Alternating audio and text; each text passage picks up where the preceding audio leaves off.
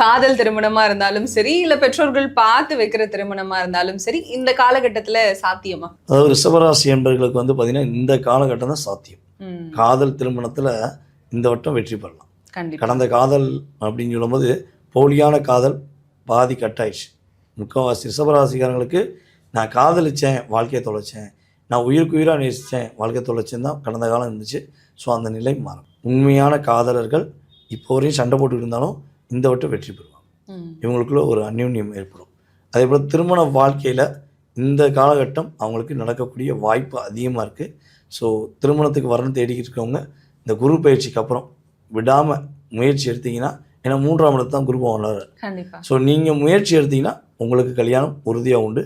உங்கள் வீட்டில் சுப நிகழ்ச்சி கண்டிப்பாக உண்டு. அதாவது உங்களுக்கு திருமணம் நடக்கலாம், அல்லது உங்களுடைய பெரிய மூத்தவங்களுக்கு சகோதர சகோதரிகளுக்கு திருமணம் நடக்கக்கூடிய பாக்கியம் கிரக ரீதியாக சூப்பராக இருக்குது. ஆனால் என்னென்னா உங்களுடைய முயற்சி கண்டிப்பாக வேணும் அப்படிங்கிறோம். அதே போல் பிரிய வேண்டிய நிலைமையில் கணவன் மனைவி நீயா நானான்னு போட்டி போட்டு பிரிய வேண்டிய நிலைமையில் இருக்காங்க, சேரன்னு ரிஷபராசிக்காரங்க ஆசைப்படுறாங்கன்னா இந்த காலகட்டம் உறுதியாக ரிஷபராசி என்பவர்களை புரிந்து கொள்ளாமல் போன உறவு தேடி வந்து தன்னுடைய தவறை உணர்ந்து சேர வேண்டும் என்று கேட்க வேண்டிய நிலைமை உறுதியாகும்.